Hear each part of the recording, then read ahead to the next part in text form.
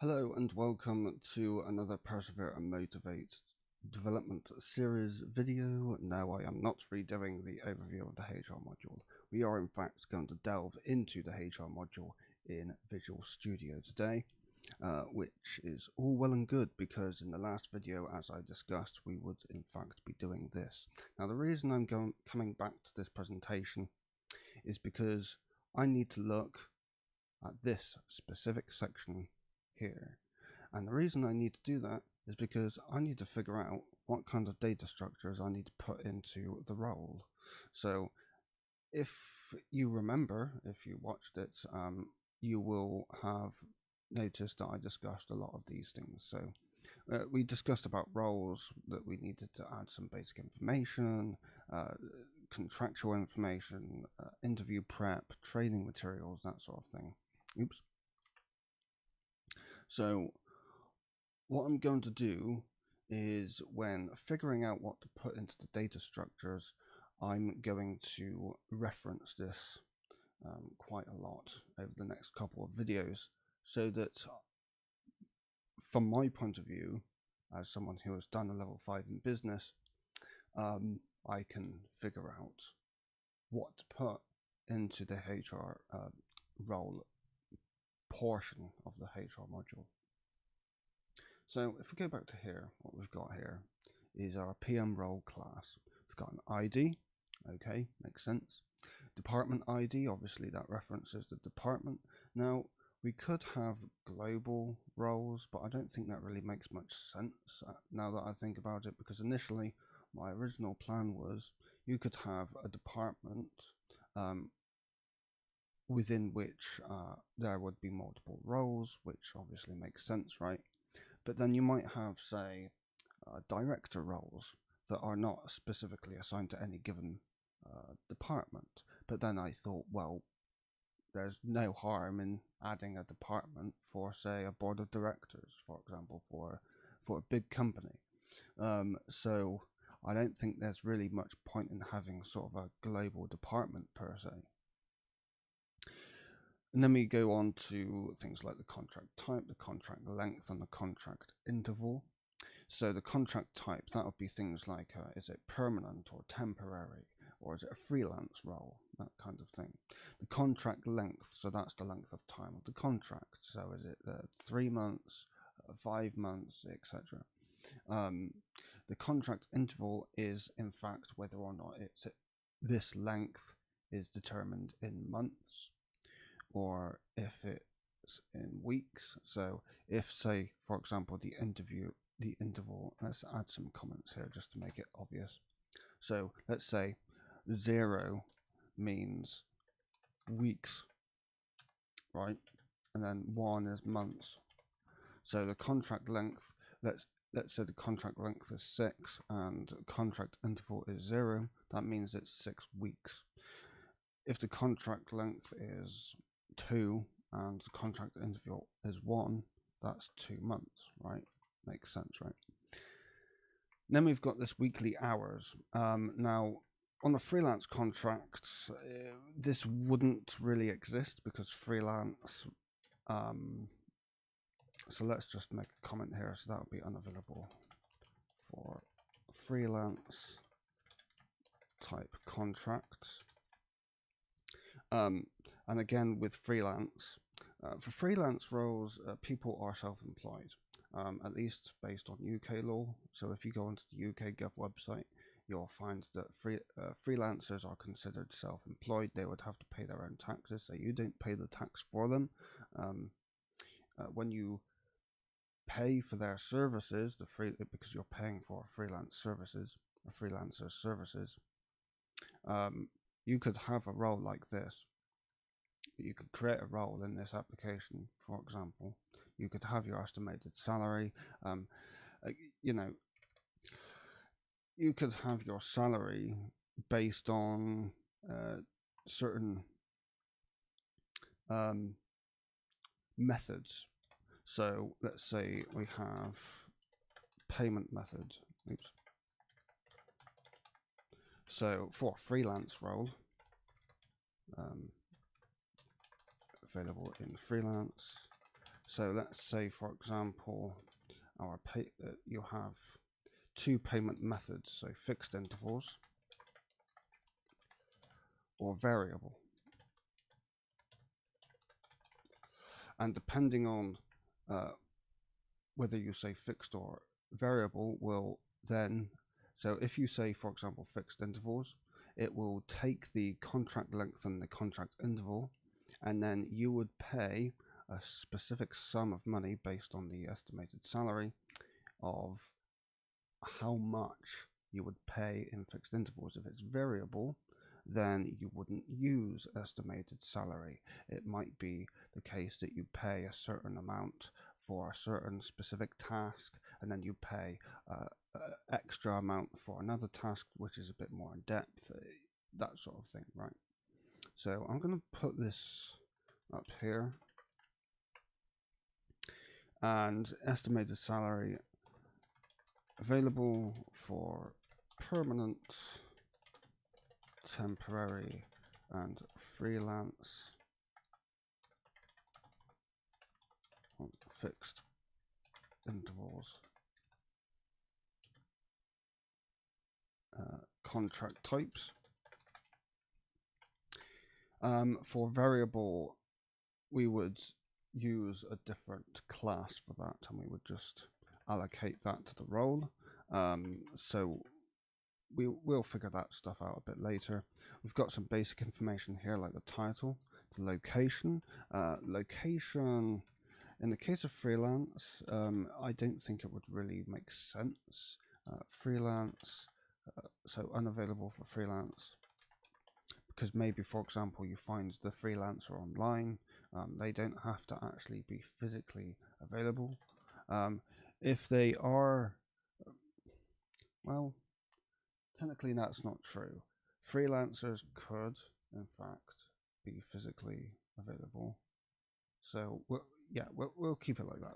We'll keep it like that. You'll have a short description of the role for obvious reasons, and then you might have job requirements. So over here we've got a role requirement. Again, we've got our ID. We've got the role ID. That's the ID of our role here. And we've got a value. So that value could be, it could be anything like, I'll just take a random example. You require C# skills. The ability to work in an agile environment. An understanding of Git and GitHub, or any other form of subversion control. So it's these kinds of things that you would put under the requirements for the role, and then you would put a score there of how important that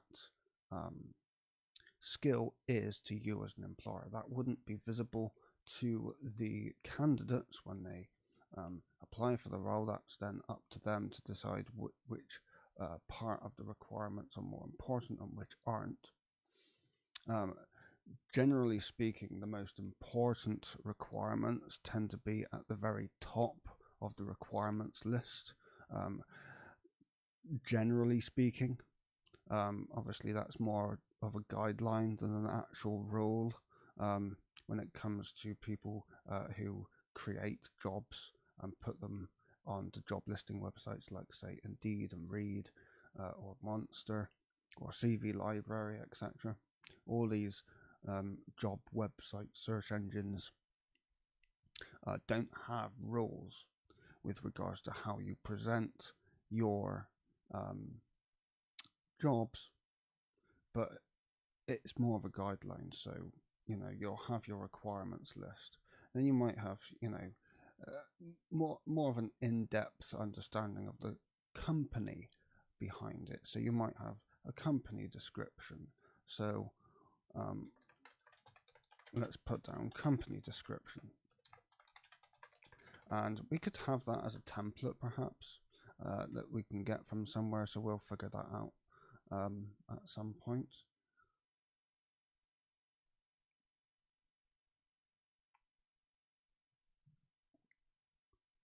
So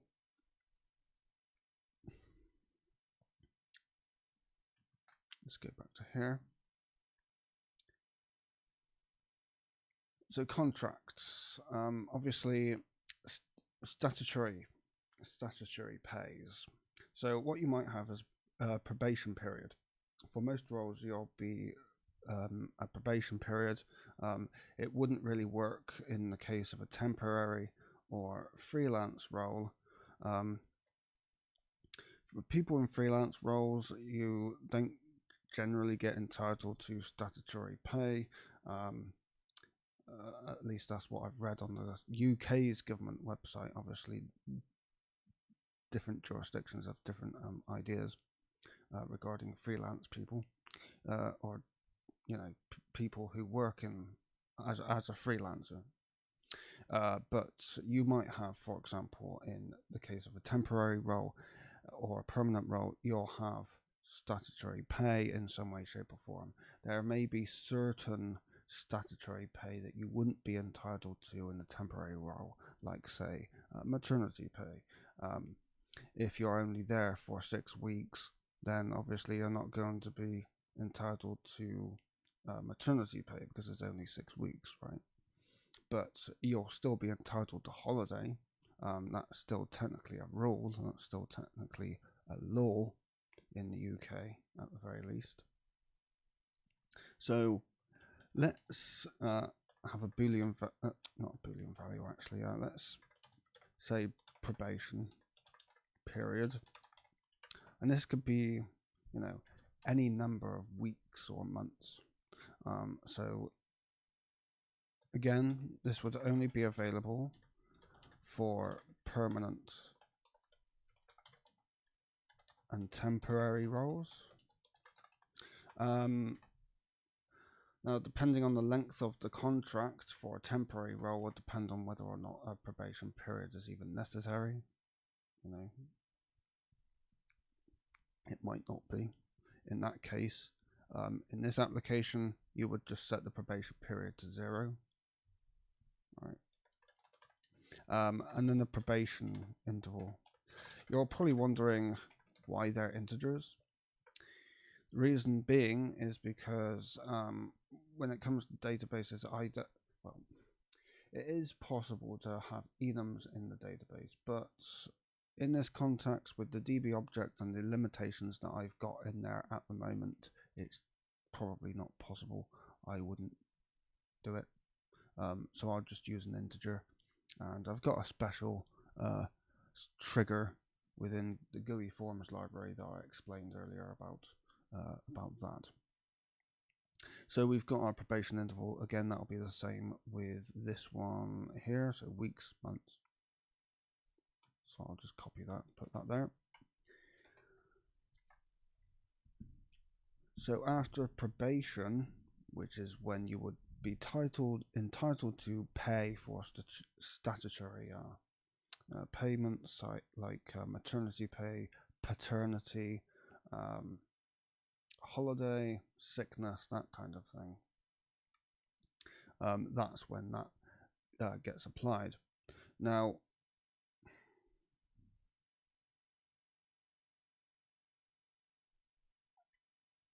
I've got to be very, very careful about what I say now. I've got to be very, very careful about what I say, just in case I give the wrong information. I have done a level 5 in business, but I'm not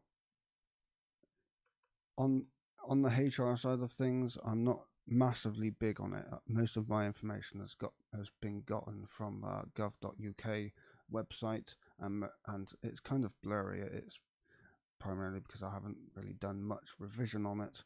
So take what I'm about to say with a pinch of salt. So with regards to things like holiday, sometimes some companies will do it on a pro rata basis, or it is indeed on a pro rata basis. Now, if I remember correctly, what that means is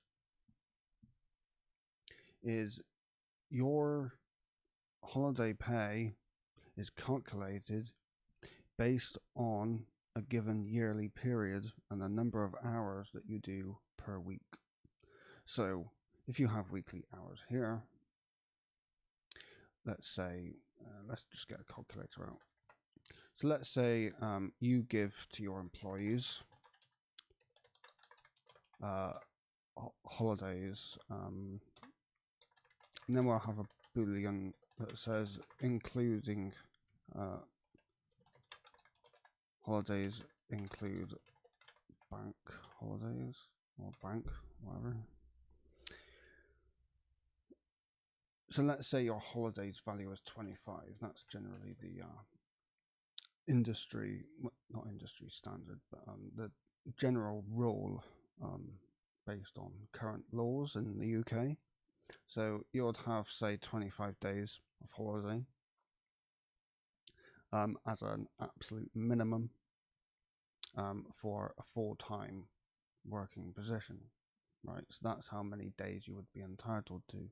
Now, if you're on a temporary position, that 25 days is what that pro rata is based on. So the pro rata is based on the 25 days. So you'll have the average full-time worker is 25 days, what they're entitled to in full-time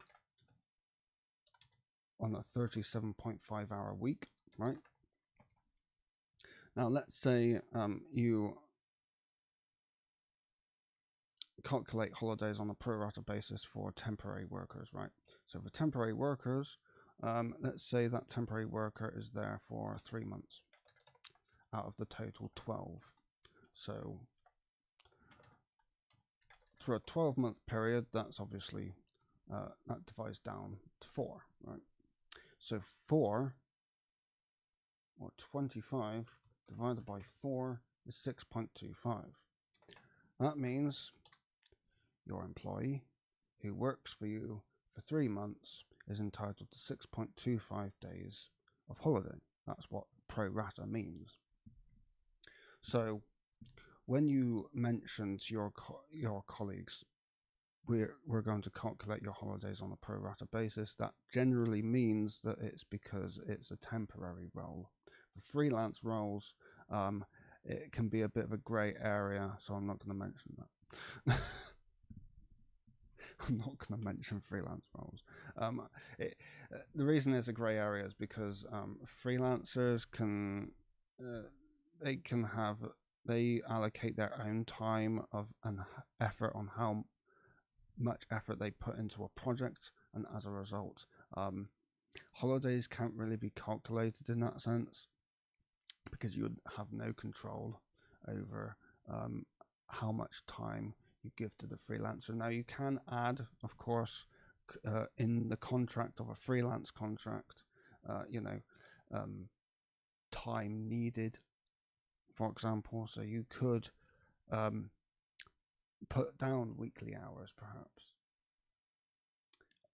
So perhaps it could be available for freelance type contracts, but optional. So let's say freelance is optional, because we could then say, for example, on freelance contracts, so we'll make this a boolean, freelance fixed hours, something like that.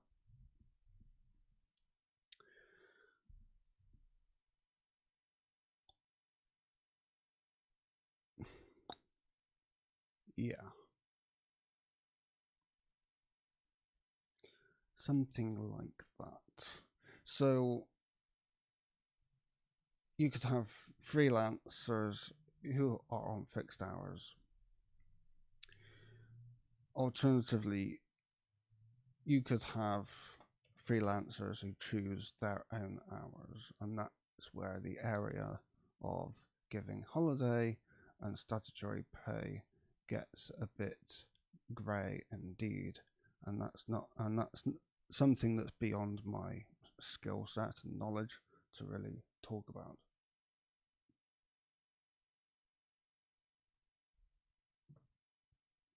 So let's just say here, if freelance are given their own time,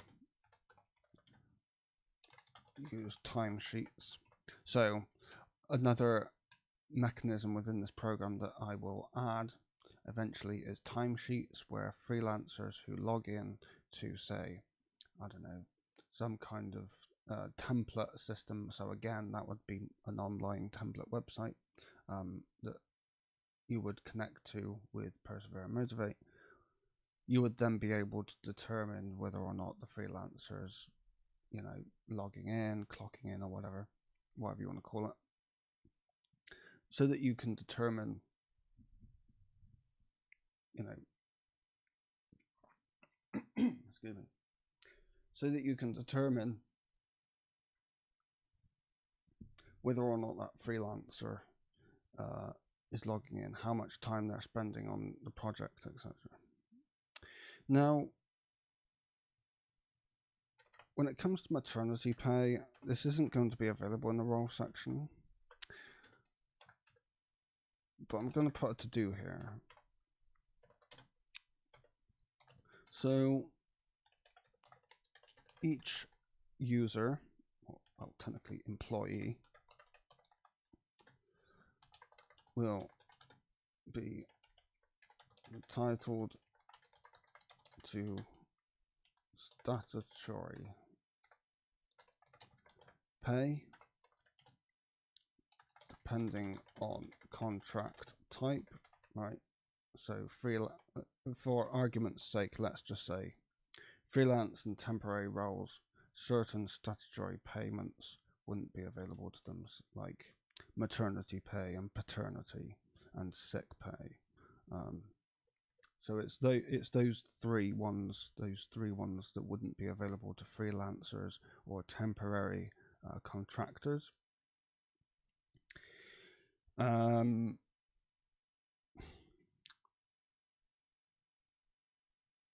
So what I want to basically say is, for maternity, this is just basically a note to remind me when I go on to do the employee section, to mark these things up within employees. So for maternity, sickness, and paternity,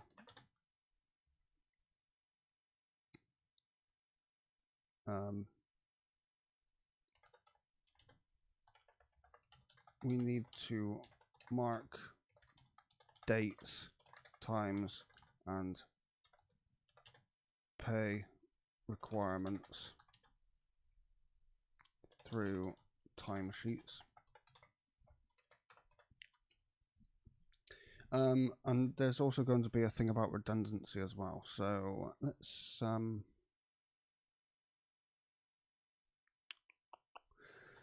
the way we want to do this is we want to mark a role redundant. Marking roles redundant.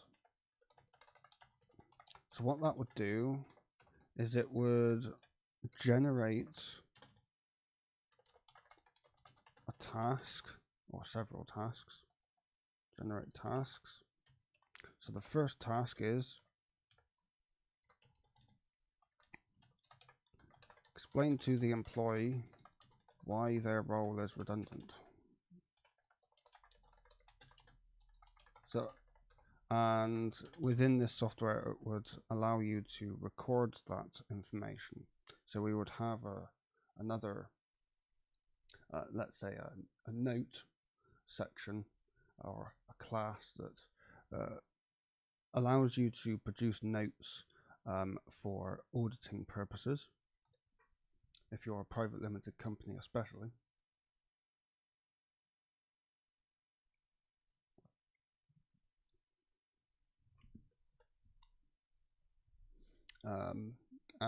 We want to put down when the role is redundant, and generally speaking, if I remember correctly, there's at least a 2-week minimum period by law. Again, that's dependent on jurisdiction.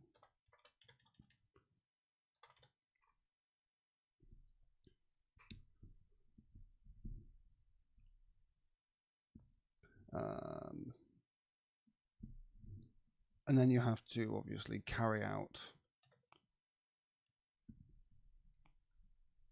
the redundancy, which is after the periods when you say, so you, let's say for example you mark a role redundant for a month's time, you then explain to the employee why their role is redundant, and then after that month you would then carry out the redundancy, i.e. Whether it's deleting the role, and that would then subsequently automatically delete the employee's details on the system. Now, of course, there might be laws, say data retention laws, for example, that prevents you from just outright deleting certain data. So we would have, we wouldn't just delete all of the employee's data. We would keep some of it around, but just not all of it. Not, at least not the unnecessary stuff, like you know, equality information, for example. That's not really necessary.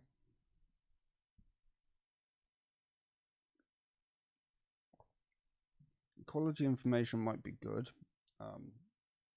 in certain scenarios. I mean, when I've been employed by some companies, they'll ask me a series of equality questions, you know, like ethnicity, gender, sexual orientation, that sort of thing, because obviously they want a diverse working environment, which is fine. I have nothing against it, but not all companies do that. I mean, it's not a legal requirement to do that. You don't have to if you don't want to. But we will be putting that kind of stuff in here as part of employees. So, carry out redundancy after the date marked, something like that. There could be positions where you might have to, say, lay someone off on the basis of gross misconduct, for example, but we'll go into that later on. So this is just basically a note for myself to remind myself when we go on to actually developing the employee section of human resources to do that. Now, let's go back to here a minute. Interview prep, training materials.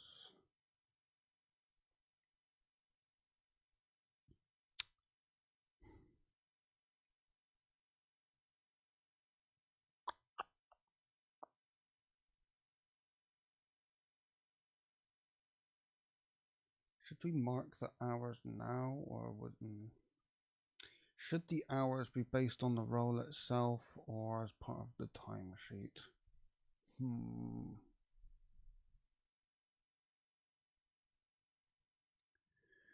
I think it needs to be part of the timesheet. So here's what I'm thinking. So originally, my original plan was to have, because there's going to be a timesheet mechanism in here. Now, when you set up a role, you might think, well, these are the hours. Okay, this is the hours. This is how much hours you could be done. That could be based on the role. So you could have 37.5 hours, but they could start, say, it could be shift work, for example. So it could start at, say, 11 o'clock in, so near midday, and then you'd finish at 7 or 8 or something like that.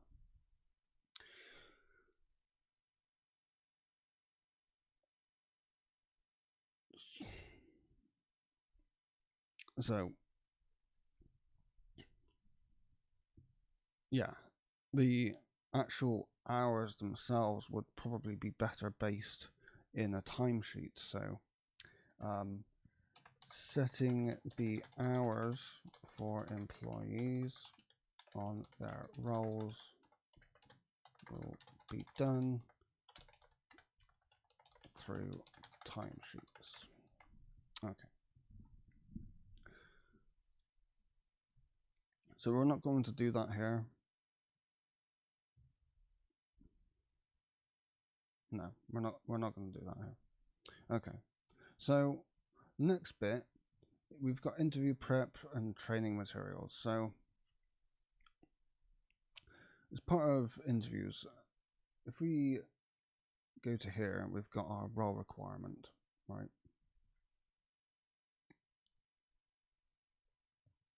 So we've got our role ID, we've got our value, and we've got our score. Now, this score exists because what's going to happen is you'll create what's called a scorecard. So what I'm going to do is create another class. I'm going to call it role scorecard.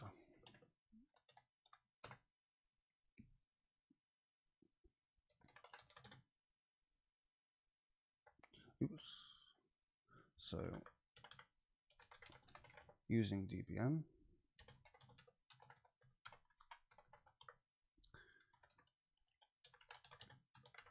So we'll have our scorecard. We'll put in our usual stuff in here. ID, public, int, role ID. Now,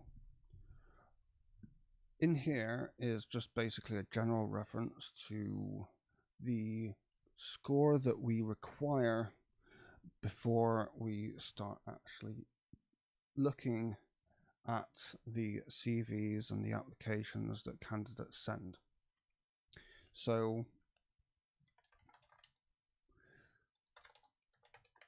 we're going to have a minimum score.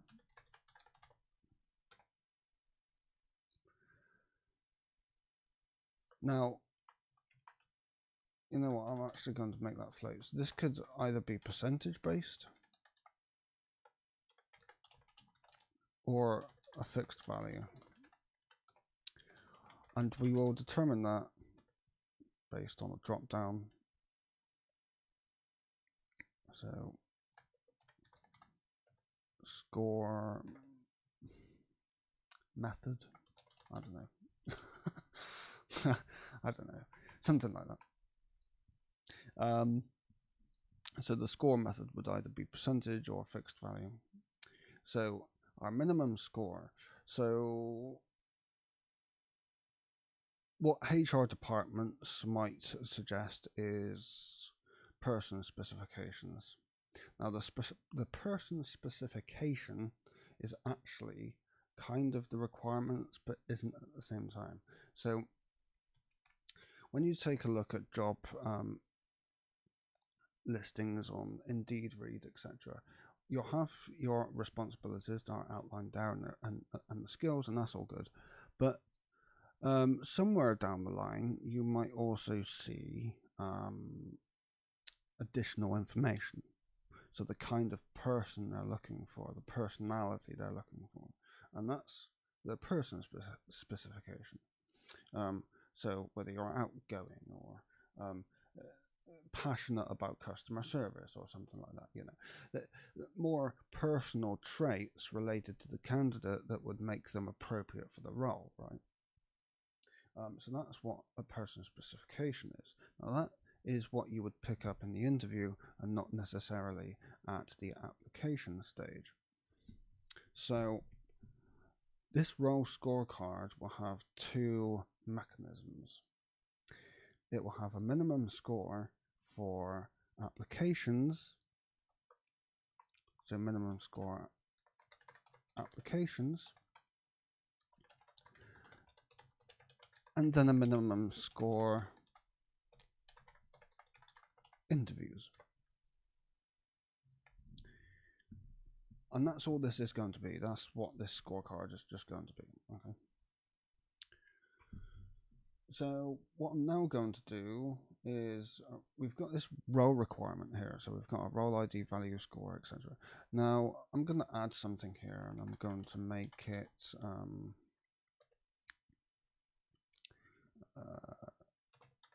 application or interview. And this will be automatically determined based on where you are in the form. Obviously, we haven't started building the form yet, but we'll get onto that.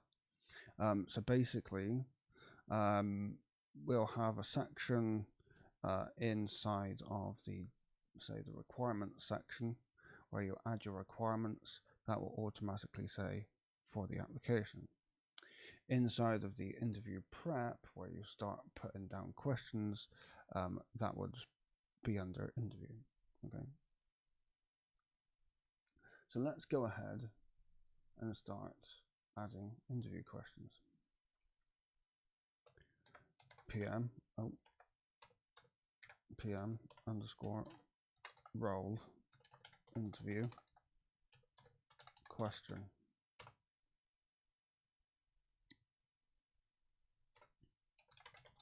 Again, that's going to be DBM, DB object, public PM role interview question. So in here, again, we'll have our ID, role ID. We'll have the question to pose. Obviously, it has to be relevant to the role. It cannot be any personal questions. You can. I have actually had one scenario where someone asked me a personal question, but it wasn't, not personal per se, as in anything about me, but a question revolving something related to my personality, the kind of person that I am. And so it's questions like that that are okay, acceptable, but you would never actually ask anything that would personally identify the person during the interview, because that might come across as discrimination, and you don't want that.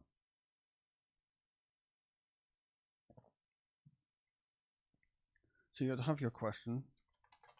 We're going to put here score minimum and score maximum. And what I'm also going to do is answer.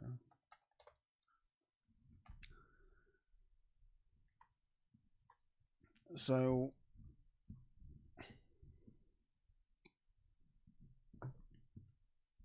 as the interviewer, you would know what your notes are when it comes to the interview questions. So you're going to have keywords in your role requirements. So this is why this is here, application or interview. So the interview will have a value and a score. Right? So when you ask your question, and it's got this score minimum and score maximum, this answer is just going to be a value of when you start adding notes. And what you might also have is several checkboxes against the question to determine, is this person saying certain key words in their examples when they explain themselves in the when answering that question. So what that will then do is, when you click on the checkboxes, those checkboxes relate to the requirement. That has a score, and it's going to add that score.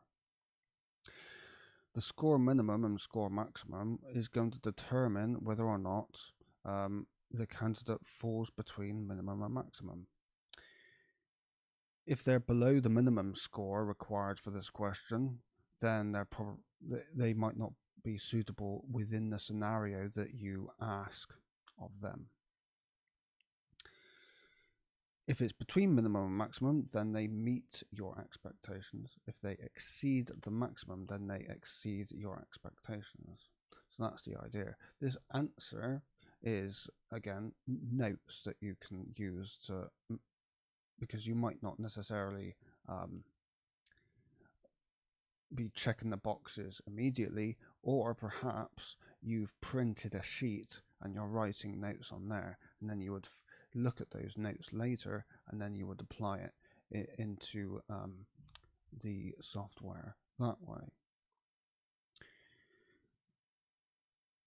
So when it comes to the scorecard later on, once you've interviewed all of your candidates, it's going to take a look at the minimum score for interviews, and then it's going to determine whether or not which candidate is best suited for the role, basically.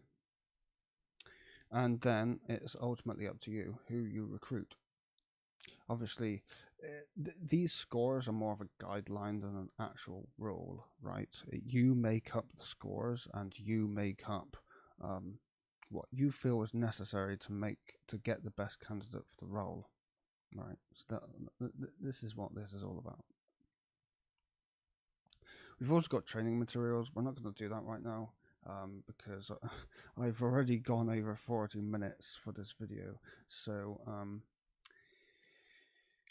I'm sure that's a lot to take in, a lot of explanation about, legal requirements and stuff like that. So I'm going to stop here, and in the next video, we're actually going to do some proper programming instead of just explaining things to you. So maybe you've learned a few things.